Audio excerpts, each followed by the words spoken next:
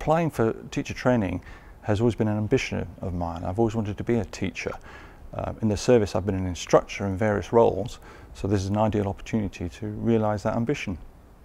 The induction week has been absolutely fantastic, full of enthusiasm from the other trainees, and it was great for networking, looking at peers and getting contacts, but also the consortium of the universities, the 7 universities, the team from those 7 universities have been inspirational and very professional.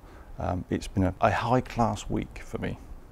The presentation by Mr. Sean Bailey on day 2, on the Monday, that was really good and it set us up for the week. But other highlights of including meeting like-minded people, people who also want to get into teaching, and they've been very helpful. Because it's been such a great week, what comes next is a lot of reflection on my way forward, which I'm really excited about, and get involved in the academic work and also continuing the network with the other trainee teachers. Really looking forward to that. If service leavers are thinking about applying for the programme, they should research thoroughly. It's not difficult to do, but really reflect and think about the qualifications they've got and the tangible skills and intangible ones that they need to put on a CV.